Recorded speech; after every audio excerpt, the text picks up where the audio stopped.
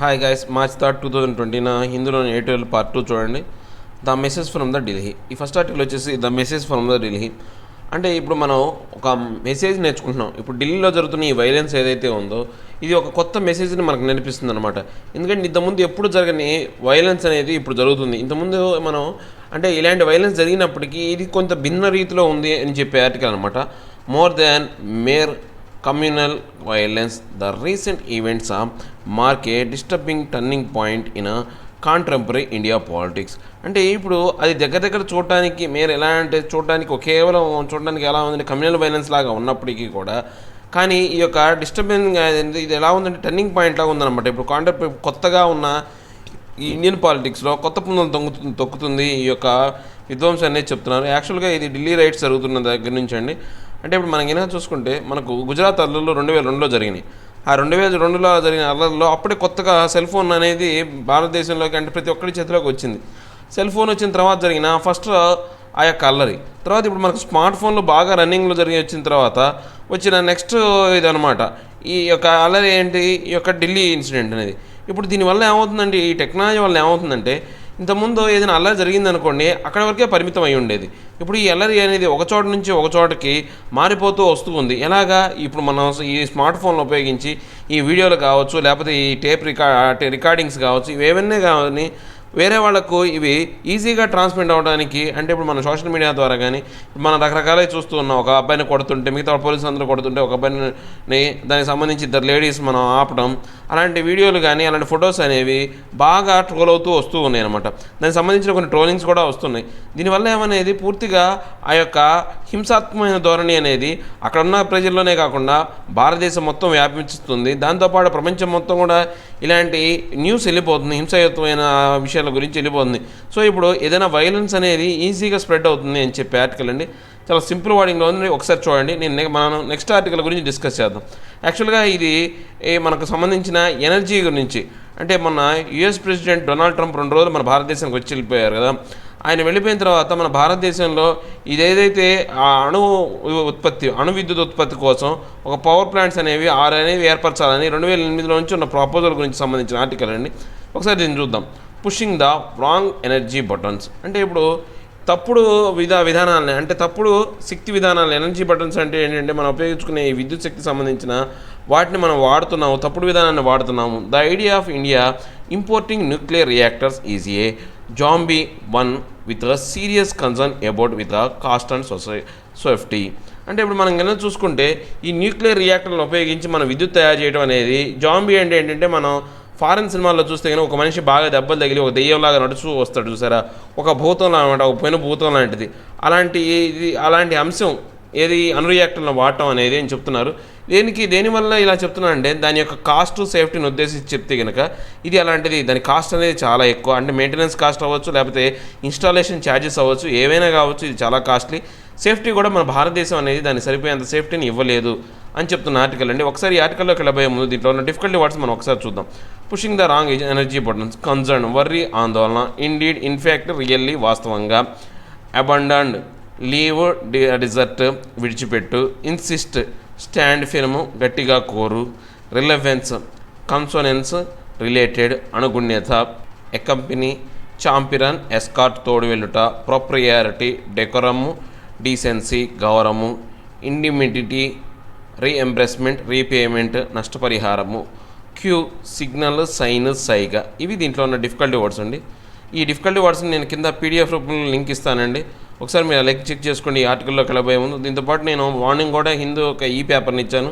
ఇప్పుడు ఆ ఈ పేపర్ని మళ్ళీ కూడా ఇంకో లింక్ ఇస్తాను. ఎవరు పేపర్ అవైలబిలిటీ లేదో వాళ్ళు డౌన్లోడ్ చేసుకుని పేపర్ని చదవచ్చు. Okay, thank you. ఇక ఆర్టికల్లోకి వెళ్తే For the more than a decade, no major meeting between an Indian Prime Minister and a US President has passed without a ritual reference to India's promise made in 2008 to purchase American nuclear reactors. అంటే ఇప్పుడు మనం కనుక చూసుకుంటే ఒక దశాబ్ద కాలం నుంచి 10 సంవత్సరాల నుంచి ఇంతవరకు ఇండియన్ ప్రైమ్ మినిస్టర్ కానీ అమెరికా ప్రెసిడెంట్ కానీ ఎటువంటి రిచువల్ అంటే ఫార్మల్ మీటింగ్ దీనికి సంబంధించి ఈ 2008లో భారతదేశం ఒక ప్రామిస్ చేసింది అనమాట. అమెరికా దగ్గర నుంచి మేము న్యూక్లియర్ రియాక్టర్లు కొంటామని చెప్పేసి 2008లో భారతదేశం ఒక ప్రామిస్ చేసింది. దానికి సంబంధించి అంటే సరిపోయే ఏ మీటింగ్ అనేది ఇంతవరకు జరగలేదన్నమాట. This was the case in the latest joint statement issued during US President Donald Trump's first official 2-day visit to India, February 24, 25, which stated that Prime Minister Modi and President Trump encouraged the Nuclear Power Corporation of India Limited and Westinghouse Electric Company to finalize the techno-commercial offer for construction of 6 nuclear reactors in India at the earliest date. అంటే ఇప్పుడు మనం ఏమైనా చూసుకుంటే మొన్న వచ్చిన US president అండి Trump 24-25 తారీఖుల్లో మన భారతదేశానికి అఫీషియల్ విజిట్కి వచ్చాడనమాట. అప్పుడు మన ప్రైమ్ మినిస్టర్ నరేంద్ర మోడీ, తర్వాత ఆ యొక్క యుఎస్ ప్రెసిడెంట్ డొనాల్డ్ ట్రంప్ వాళ్ళకి సంబంధించి ఇండియాకు సంబంధించిన న్యూక్లియర్ పవర్ కార్పొరేషన్ ఆఫ్ ఇండియాని, తర్వాత అమెరికాకు సంబంధించిన వెస్టింగ్ హౌస్ ఎలక్ట్రిక్ కంపెనీ ఈ రెండు కూడా ఒక మీటింగ్ కండక్ట్ చేసుకొని ఫైనలైజ్ చేయాలి, ఈ ఇష్యూకి సంబంధించిన అంశాన్ని ఫైనలైజ్ చేయాలి. దాన్ని ఆ యొక్క మీటింగ్ అనుసంధానంగా 6 న్యూక్లియర్ రియాక్టర్ని ఇండియాలో వీళ్ళు ఎంత త్వరగా కుదిరితే అంత త్వరగా భారతదేశంలో ఏర్పరిచే విధంగా చేయాలి అని చెప్పేసి వాళ్ళు చెప్పారనమాట. Red flags in the US deal. అంటే ఇప్పుడు ఈ రెడ్ ఫ్లాగ్స్ అంటే ప్రమాదం ఏముంది? రెడ్ ఫ్లాగ్స్ అంటే మన రెడ్ ఫ్లాగ్ని ఎప్పుడు చూపిస్తే ప్రమాదం ఉన్నప్పుడే కదా. ఈ యూఎస్ డీల్తో ఉన్న ప్రమాదం ఏంటి? Because of serious concern about cost and safety the 2 organizations saved should have been told to abandon, not finalize the proposal. అంటే ఇప్పుడు మనం కనుక చూసుకుంటే ఈ యొక్క దీంట్లో ఆందోళన చెందాల్సిన విషయం ఏంటంటే 2 అంశాలు. ఒకటి కాస్ట్ పాయింట్ ఆఫ్ వ్యూలో, సేఫ్టీ పాయింట్ ఆఫ్ వ్యూలో భద్రత లేదు, కాస్ట్ అనేది ఎక్కువగా ఉంటుంది. సో ఈ 2 అంశాల వలన దీన్ని అబండన్ అంటే వదిలేశారనమాట. ఈ మన భారతదేశం సంబంధించిన వాళ్ళు దీన్ని ఫైనలైజ్ చేయకుండా వదిలేశారు ఈ ప్రపోజల్ని. Indeed it has been clear for years that electricity from American reactors would be more expensive than competing sources of energy. అంటే ఇప్పుడు మనం కనుక చూసుకుంటే చాలా కాలం నుంచి ఈ అమెరికన్ ఎనర్జీ విధానం, ఈ విధానం అనేది చాలా ఖర్చుతో కూడుకుందనమాట. అంటే మన సాంప్రదాయంగా లేదా మన భారతదేశంలో ఉపయోగించే ఈ యొక్క ఎలక్ట్రిసిటీ తయారు చేయడానికి అనేది చాలా ఎక్కువ కాస్ట్ అనేది పడుతుంది. More over nuclear reactor can undergo serious accidents as shown by the 2011 Fukushima disaster. అంటే దీంతో పాటు ఇంకో సమస్య ఏంటి అంటే ఈ న్యూక్లియర్ రియాక్టర్లు అనేవి ఎక్కువగా ప్రమాదాల బారిన పడే యాక్సిడెంట్ జరిగే అవకాశం ఉందన్నమాట. మన 2011లో ఫుకుషిమా డిజాస్టర్ కింద చూసుకుంటే అప్పుడు న్యూక్లియర్ రియాక్టర్ వల్ల మనకు ఈ జపాన్లోనే చాలా ప్రాబ్లమ్స్ అనేవి వచ్చినాయి అనమాట. Westinghouse has insisted on a prior assurance that India would not hold it responsibility for the consequences of a nuclear disaster, which is effectively an admission that it is unable to guarantee the safety of its reactors. తర్వాత ఈ వెస్టింగ్టన్ అనే ఈ యొక్క సంస్థ ఏదైతే ఉందో ఇది ముందే చెప్పిందనమాట. ఇండియా అనేది ఈ యొక్క ప్రమాదానికి సంబంధించిన అంటే ఈ పరిణామాలకు సంబంధించిన ప్రమాదాన్ని ఇది తట్టుకోలేదు. దాంతోపాటు వాళ్ళు సేఫ్టీ రియాక్టర్ అంటే ఈ సేఫ్టీ అనేది చాలా తక్కువగా ఉంటుంది, దీనికి సంబంధించిన సేఫ్టీని మేము గ్యారంటీ ఇవ్వలేమని కూడా ఆ సంస్థ అనేది ప్రకటించింది. The main beneficiaries from India's import of reactors would be Westinghouse and India's atomic energy establishment that is struggling to retain its relevance given the rapid growth of renewables. అంటే ఇప్పుడు మనం ఏమైనా చూసుకుంటే ఈ యొక్క బాగా లబ్ధి పొందేవాళ్ళు ఎవరు ఈ యొక్క డీల్ వల్ల అంటే భారతదేశానికి సంబంధించిన ఆటామిక్ ఎనర్జీ ఎస్టాబ్లిష్మెంట్ అనే ఈ సంస్థ ఒకటి, తర్వాత ఈ వెస్టింగ్ హౌస్ అనే ఈ 2 కంపెనీలు మాత్రమే ఈ యొక్క దాని మీద బాగా ఉపయోగపడుతుంది. ఎందుకని ఇప్పుడు రాబోయే కాలంలో ఈ రెన్యూవబుల్ అంటే తిరిగి ఉపయోగించుకునే ఏదైతే శక్తి వనరులు ఉన్నాయో రెన్యూవబుల్ అంటే తిరిగి మరలా ఉపయోగించుకునే శక్తి వనరులని యొక్క ఇంపార్టెన్స్ అనేది రోజు రోజు పెరిగిపోతుందన్నమాట. But mister Trump has reasons to press for the sale too. అంటే ఇప్పుడు మనం కనుక చూస్తే ట్రంప్ కూడా కొన్ని కారణాలు ఉన్నాయి ఈ యొక్క సేల్ని ఎక్కువగా ప్రెస్ చేయడానికి అంటే ఎక్కువగా ప్రమోట్ చేయడానికి కారణాలు ఉన్నాయన్నమాట. His re-elections campaign for the US presidential elections in November centrally involves the revival of US manufacturing, and he has been lobbied by several nuclear reactor vendors including Westinghouse reportedly to highlight the role US nuclear developer can play in providing power to other countries. అంటే ఇప్పుడు మనం ఏమైనా చూసుకుంటే ఈయన రాబోయే కాలంలో రేపు నవంబర్లో ఎలక్షన్స్ ఉన్నాయన్నమాట. సో ఇలాంటి డీల్స్ చేయడం వల్ల భారతదేశంతో ఇలాంటి డీల్స్ జరపడం వల్ల ఆయనకు కూడా ఒక ఖ్యాతి పెరుగుతుంది అనమాట. అంటే వాళ్ళ యొక్క సేల్స్ అనేవి బాగా జరుగుతాయి. ఈ న్యూక్లియర్ రియాక్టర్ల వెండర్లు కూడా బాగా లబ్ధి చేకూరుతారు. ఎట్లా ఈ వెస్టింగ్ హౌస్ లాంటి కంపెనీ అనేవి లబ్ధి పొందడం వల్ల ఏమవుతుందంటే అతను గొప్పగా చెప్పుకోవచ్చు. ఈ న్యూక్లియర్ డీల్ అనేది జరిగి ప్రపంచానికి న్యూక్లియర్ అమ్మే ఒక దేశంగా, అంటే ఇలాంటి అణువు సంబంధించిన ఫ్యాక్టరీలు అమ్మే దేశంగా అమెరికా ఉద్భవించిందని ఆయన ఎలక్షన్లో ప్రచారం చేసుకోవడానికి ఒక అవకాశం ఉంటుంది అనమాట. Finally he also has a conflict of interest thanks to his son in law and adviser Jared Kushner who accompanied him who accompanied him during the India visit. అని దీంతోపాటు ఆయనకు ఫైనల్గా ఏంటి, దీనికి సంబంధించి కొన్ని సమస్యలు ఉన్నప్పటికీ కూడా ఆయన యొక్క ఎవరైతే అల్లుడు ఉన్నాడో ఆయన యొక్క కూతురి మొగుడైనటువంటి జవీద్ కుష్నర్కి ఆయన థ్యాంక్స్ చెప్పాలన్నమాట. ఎందుకని ఈ యొక్క ఇండియా విజిట్లో ఆయనతో పాటు కలిసి వచ్చి ఆయన తోడుగా వచ్చి ఏం చేశాడంటే ఈ డీల్ని ఫైనలైజ్ చేశాడనమాట. In 2018 the Kushners' family real estate business was bailed out by a Canadian company that invested at least 1.1 billion in a highly unprofitable building in New York. అంటే ఇప్పుడు ఆయన 2018లో చూసుకుంటే ఈయనకు సంబంధించిన 2018లో చూసుకుంటే కుష్నర్ ఫ్యామిలీకి సంబంధించిన ఫ్యామిలీ బిజినెస్ అనేది చాలా దెబ్బతింది. ఎందుకని అక్కడ దాని యొక్క కంపెనీలోంచి, అంటే ఆయన కంపెనీలోంచి కెనడా కంపెనీ అనేది పెట్టుబడులను ఉపసంహరించింది అనమాట. దగ్గర 1.1 బిలియన్ డాలర్లు అనే అమౌంట్ని వాళ్ళు బయటికి తీసుకోవడం వల్ల అది పూర్తిగా అనేది అది బాయిల్డ్ అవుట్ అనమాట, అంటే పూర్తిగా ఎత్తివేసబడింది. Earlier that year Brookfield business partner a subsidiary of the Canadian company acquired Westinghouse electric company. తర్వాత బుక్ ఫైల్డ్ అనే ఒక బిజినెస్ పార్ట్నర్ అనే ఎవరికి ఆ కెనడియన్ కంపెనీకి సబ్సిడరీగా ఉన్నటువంటి ఆ కంపెనీ అనేది వెస్టింగ్ హౌస్ అనే ఎలక్ట్రిక్ కంపెనీని పెట్టిందనమాట. వీళ్ళ ఆధ్వర్యంలోని వీళ్ళ అల్లుడి ఆధ్వర్యంలోని. It violates all norms of propriety for mister Kushner to be anywhere near a multi-billion dollar sale that would profit Brookfield enormously. అంటే ఇప్పుడు వాళ్ళు ఏం చేశారు, ఈ కుష్నర్కి సంబంధించిన ఆధిపత్యాన్ని మొత్తం వాళ్ళు తీసుకున్నారనమాట. ఇప్పుడు ఏమైంది, ఆ బ్రూక్ఫీల్డ్ అనే కంపెనీ అనేది ఒకసారిగా $multi-billion సేల్ అనేది సంపాదించుకుంది. ఒక అనార్మస్గా, అంటే ఒక అంతు ఆపు లేకుండా ఒకసారిగా పెరిగిపోయిందనమాట. నెక్స్ట్ అంటే ఆయన కూడా బెనిఫిట్ అయ్యాడు, అల్లుడు కూడా బెనిఫిట్ అయ్యాడు అనమాట. అంటే దీనివల్ల ఇప్పుడు ఏమవుతుంది, ఆయన అల్లుడు కూడా బెనిఫిట్ లాగా ఉంటుంది అనమాట. సో ఎవరు బెనిఫిట్ ఉన్నారంటే వాళ్ళ అల్లుడు కూడా బెనిఫిట్ అయ్యాడు. వాట్ రెన్యూవబుల్స్ కెన్ ఆఫర్, అంటే ఇప్పుడు మనం కనుక రెన్యూవబుల్స్ అంటే తిరిగి ఇప్పుడు మనకు పెట్రోల్ డీజిల్ అనేవి నాన్ రెన్యూవబుల్ సోర్సెస్, అంటే అవి మళ్ళీ ఒకసారి అయిపోతే ఎమ్మటి తయారవు, అవి తయారవ్వాలంటే కొన్ని బిలియన్ సంవత్సరాలు పడుతుంది. కానీ ఇప్పుడు మనం సన్ ఎనర్జీ కానీ సోలార్ ఎనర్జీ కానీ లేకపోతే విండ్ ఎనర్జీ కానీ ఇవి రిన్యూవబుల్ రిసోర్సెస్ అనమాట. ఇప్పుడు ఈ యొక్క రేడియో యాక్టివిటీ ద్వారా వచ్చే ఈ న్యూక్లియర్ పవర్ అనేది కూడా రెన్యూవబుల్ అనమాట. Analyst estimate that each of the 2 AP1000 units being constructed in US state of Georgia may cost about 13.8 billion. అంటే ఇప్పుడు మనం కనుక మా ఎస్టిమేషన్ ప్రకారం చూసుకుంటే AP1000 యూనిట్స్ సంబంధించిన 2 యూనిట్లని యుఎస్ అనే దేశం యుఎస్ జార్జియాలో నిర్మిస్తుంది అనమాట. దాని కాస్ట్ ఎంత ఉంటుందంటే $13.8 బిలియన్ అవుతుందన్నమాట రెండింటి యొక్క న్యూక్లియర్ రియాక్టర్లు తయారు చేయడానికి.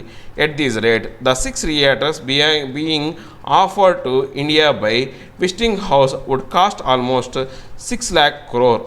If India purchase these reactors, the economic burden will fall upon consumers and taxpayers. అంటే ఇప్పుడు కనుక అదే విధానంలో కనుక 6 రియాక్టర్లు కనుక మన భారతదేశంలో నిర్మిస్తే 6 రియాక్టర్లు కలిపి మొత్తం 6 లక్షల కోట్లు అనేది ఖర్చు అవుతుంది అనమాట. సో ఇప్పుడు దానివల్ల 6 లక్షల కోట్లు ఎవరి మీద పడాలా, కన్జ్యూమర్స్ ఎవరైతే ఆ విద్యుత్ వాడకాన్ని ఉపయోగిస్తారో ఆ కన్జ్యూమర్ల మీద పడాలా, మన ట్యాక్స్ పేయర్లు ఎవరైతే ఉన్న ట్యాక్స్ కట్టేవాళ్ళో వాళ్ళ మీద పడాలన్నమాట. In 2013 we estimated that even after reducing these prices by 30% to account for a lower construction cost in India. అంటే ఇప్పుడు మనం ఏమైనా చూసుకుంటే ఇప్పుడు మనకి ఎస్టిమేషన్లో చూసుకుంటే ఈ కాస్ట్ అనేది 30% అనేది లోయర్ ఉంది. వీడు మనం వేరే కనుక చూసుకుంటే the first year tariff for electricity would be about 25 per unit. అంటే మనం ఫస్ట్ సంవత్సరం ఏం చేయాలి అంటే ఈ యొక్క ఒక్కొక్క యూనిట్ని మనం 25 రూపాయలు పెట్టి కొనాలి. ఇప్పుడు మామూలుగా 2 రూపాయలు 3 రూపాయలు పెట్టి కొనుక్కునే యూనిట్ 20 రూపాయలకి వెళ్ళిపోతుంది అనమాట. On the other hand recent solar energy bids in India are around ₹3 per unit. ఇప్పుడు మన భారతదేశంలో ఆల్రెడీ సోలార్ ఎనర్జీ ప్లాంట్ ద్వారా మనం కొంటున్న విద్యుత్ అనేది యూనిట్కి ₹3 పడుతుందన్నమాట. Legend the Wall Street firm estimates that wind and solar energy costs have declined by around 70 to 90% in just the last 10 years and may decline further in future. అంటే ఇప్పుడు మనకైనా చూసుకుంటే ఈ సోలార్కి సంబంధించింది కానీ ఈ విండ్కి సంబంధించిన ఎనర్జీ యొక్క సంబంధించి దగ్గర 70 నుంచి 90% అనేది తగ్గిపోతూ వస్తుంది. మన లాస్ట్ 10 సంవత్సరాల కింద చూసుకుంటే రాబోయే కాలంలో ఇది ఇంకా తగ్గిపోయి అవ్వచ్చు అని చెప్తున్నారు. హౌ సేఫ్, ఇప్పుడు మనం దీని యొక్క కాస్ట్ పాయింట్ ఆఫ్ వ్యూ చూసుకున్నాం. అది ఎంతవరకు మనకు సేఫ్ అనేది భద్రతను కల్పిస్తూ చూద్దాం. Nuclear power can also impose long term cost. ఇప్పుడు మనకేమవుతుంది, న్యూక్లియర్ పవర్ని ఒకసారి మనం ఫిట్ చేసిన తర్వాత దీన్ని డిస్మెంటల్ తీసేయడం అనేది అంత ఈజీ కాదు. ఇది మెయింటెనెన్స్ కాస్ట్ అనేది కూడా చాలా ఎక్కువ ఉంటుంది. Large areas continue to be contaminated with radiation materials from the 1986 Chernobyl accident and thousands of square kilometers remain closed off for human inhabitation. అంటే ఇప్పుడు మనకైనా చూసుకుంటే ఇవి రోజుకి 1986లో ఆ చెర్నోబైల్ యాక్సిడెంట్ జరిగిన తర్వాత చాలా వరకు ఏరియా మొత్తం కూడా ఈ రేడియేషన్తో అంతా కూడా మాలిన్యం అయిపోయింది అనమాట, కంటామినేషన్ అయిపోయింది. సో అక్కడ ఎవరు కూడా మానవులు అనేవాళ్ళు జీవించడానికి ఆస్కారం లేకుండా ఆ ప్రదేశం అనేది తయారైపోయింది. Nearly A decade after the 2011 disaster the Fukushima prefecture retains radioactive hotspots and the cost of cleanup has been variously estimated to range from $200 billion to over $600 billion. అంటే 10 సంవత్సరాల క్రితం జరిగిన, అంటే 2011లో దగ్గర 10 సంవత్సరాల క్రితం జరిగిన ఫుకుషిమా దాంట్లో జరిగిన యాక్సిడెంట్ వల్ల ఇప్పుడు ఆ రేడియో యాక్టివ్ ఎలిమెంట్ని క్లీన్ చేయడానికి దగ్గర $200 బిలియన్ నుంచి $600 బిలియన్ వరకు ఖర్చు అవుతుందన్నమాట. The Fukushima accident was partly caused by weaknesses in the general electric companies mark 1 nuclear reactor design. అంటే ఇప్పుడు ఈ ఫుకుషిమా యాక్సిడెంట్ అనేది దేని ద్వారా జరిగిందంటే ఈ జనరల్ ఎలక్ట్రిక్ కంపెనీ యొక్క అంటే నిర్మాణ లోపం వల్ల, బలహీనత వల్ల, ఈ యొక్క డిజైన్ వల్ల, దాని యొక్క డిజైన్ వల్ల ఈ లోపం జరిగిందనమాట. But that company paid nothing towards cleanup cost or as or compensation to the victims due to an indemnity clause in Japan's law. కానీ ఈ యొక్క కంపెనీ అనేది దాన్ని క్లీనప్ చేయడానికి కానీ ఏమి డబ్బులు పెట్టలేదు. కనీసం ఆ విక్టిమ్స్కైనా కానీ ఇండిమెంటీ అంటే నష్ట నివారణగా డబ్బులు అనేది కానీ వాళ్ళ చర్యలు కానీ ఏమీ తీసుకోలేదు. Visiting house wants A similar agreement with India. ఇప్పుడు ఈ విస్టింగ్ హౌస్ అనేది కూడా అలాంటి అగ్రిమెంట్, అంటే ఏదైనా ప్రమాదం జరిగినా వాళ్ళకి సంబంధం లేని విధంగా ఒక అగ్రిమెంట్ చేసుకోవాలని చూస్తుందన్నమాట. Although the Indian liability laws is heavily skewed towards the manufacturer, it still does not completely indemnify them. అంటే ఇప్పుడు మన యొక్క చట్టాలు అనేవి చాలా కఠినంగా ఉన్నప్పటికీ కూడా వాళ్ళని అట్లాంటి నష్టాన్ని నివారించే విధంగా ఏమి చేయలేవు ఈ చట్టాలు. So nuclear vendors have try to chip away at the law. అంటే ఇప్పుడు వాళ్ళు ఏంది, ఆ యొక్క న్యూక్లియర్ వెండర్స్ ఎవరైతే ఉన్నారో వాళ్ళు ఏం చేస్తారో ఆ చట్టాన్ని తప్పించుకునే విధంగా చేస్తారనమాట. Instead of resisting foreign suppliers the Indian government has enthusiastically supported this process. అంటే ఇప్పుడు భారతదేశంలో ఉన్న నాయకులు ఏం చేయాలి అంటే ఇలాంటి సిచ్యువేషన్లో ఇలాంటి ఫారిన్ కంపెనీస్ని భారతదేశంలో రానికుండా చూడకపోవాల్సింది పోయి వాళ్ళు ఏం చేస్తున్నారంటే దాన్ని ఆహ్వానించే విధంగా ఉందన్నమాట. Starting with the Tarapur 1 and 2 reactors in Maharashtra, India's experience with imported reactors have been poor. అంటే ఇప్పుడు మనకైనా చూసుకుంటే మహారాష్ట్రలో తారాపూర్ 1, తారాపూర్ రియాక్టర్ అనేవి ఈ ప్రపంచం నుంచి ఇంపోర్ట్ చేసుకునే ప్రపంచ దేశాల నుంచి చాలా యొక్క ఇంపోర్ట్ అనేది చాలా పూర్గా ఉందన్నమాట. The Kudankulam 1 and 2 reactors in Tamil Nadu, the only ones to have been imported and commissioned in the last decade, have been repeatedly shut down. ఇప్పుడు మనం తమిళనాడులో సంబంధించిన కూడంకులం అనే ఏరియాకు సంబంధించిన రియాక్టర్ 1, రియాక్టర్ 2 అనేవి అవి కూడా మనం వేరే దేశం నుంచి ఇంపోర్ట్ చేసుకున్నప్పటికీ ఇవి మనం రిపీటెడ్గా వీటిని షట్ డౌన్ చేస్తూ వస్తూ ఉన్నామంట. అంటే దాంట్లో లోపాలని తగ్గించడం కోసం దాన్ని ఆపేస్తూ వస్తూ ఉన్నాం అనమాట. In 2018-19 these reactors produce just 32% and 38% respectively. అంటే ఇప్పుడు 2018-19 సంబంధించి ఈ రెండు అంటే మహారాష్ట్రలోని ఏదైతే ఆ రియాక్టర్ ఉందో వాటి దగ్గర నుంచి ఎట్లా తారాపూర్ రియాక్టర్ నుంచి 32%, తర్వాత కూడంకులం రియాక్టర్ దగ్గర నుంచి 38% మాత్రమే ఎలక్ట్రిసిటీ అనేది మనం తయారు చేసుకోగలిగాం అనమాట. These difficulties are illustrative of the dismal history of India's nuclear establishment. అంటే ఇప్పుడు మనం కనుక ఈ యొక్క కష్టాలను వీటిని చూసి మనం చేస్తే భారతదేశంలో ఈ యొక్క న్యూక్లియర్ రియాక్టర్లను తయారు చేయడం కానీ లేదా స్థాపించడం అనేది ఒక వ్యర్థంలా కనపడుతుంది అనమాట.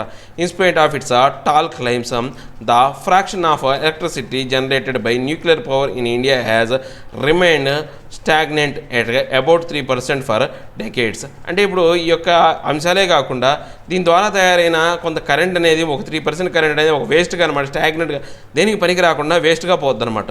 The idea of importing nuclear reactors is a zombie idea that from a rational viewpoint should have been dead long ago. అంటే ఇప్పుడు మనం కనుక చూసుకుంటే ఈ జాంబో ఐడియా అంటే మనం చెప్పుకున్నాం, ఒక భూతం చనిపోయిన వ్యక్తి రేసి రావటం కానీ లేదా దెబ్బలు తగిలినట్టు ఒక భూతం నాకు వచ్చి, అంటే ఇప్పుడు మనం కనుక ఈ న్యూక్లియర్ రియాక్టర్లు పెట్టడం అనేది అలాంటి ఒక ఐడియా అనమాట, ఒక దెయ్య భూతం లాంటి ఐడియా అనమాట.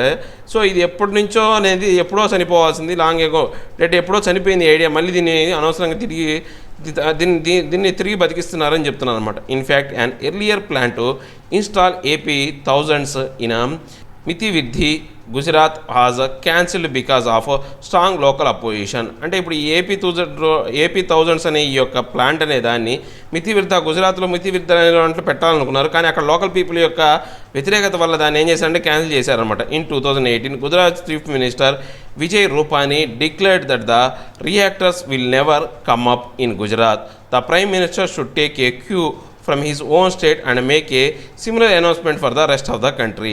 అంటే ఇప్పుడు మనం 2018లో గుజరాత్ చీఫ్ మినిస్టర్ అయినటువంటి విజయ్ రూపాని ఏం చెప్పాడంటే అసలు మన రాష్ట్రంలోకి ఈ యొక్క న్యూక్లియర్ ప్లాంట్ రానివ్వము అని చెప్పాడు అనమాట. ఇప్పుడు మన ప్రైమ్ మినిస్టర్ కూడా ఆ యొక్క సైకిల్ని, క్యూ అంటే ఏంటి, సిగ్నల్ కానీ సైగ అని అంటాం, ఆ సైకిల్ని ఉపయోగించుకొని తన సొంత రాష్ట్రం ఇచ్చే సిగ్నల్ని ఉపయోగించుకొని అదేవిధంగా భారతదేశంలోని ఏ ప్రాంతానికి ఈ యొక్క రియాక్టర్లు రానియకుండా చేయాలి అని చెప్తున్నారు. ఇవండి ఈరోజు నా 4 ఆర్టికల్స్. నా ఎక్స్ప్లెనేషన్ మీకు నచ్చినట్లయితే లైక్ చేయండి, షేర్ చేయండి, సబ్స్క్రైబ్ చేయడం మాత్రం మర్చిపోకండి. Thank you very much.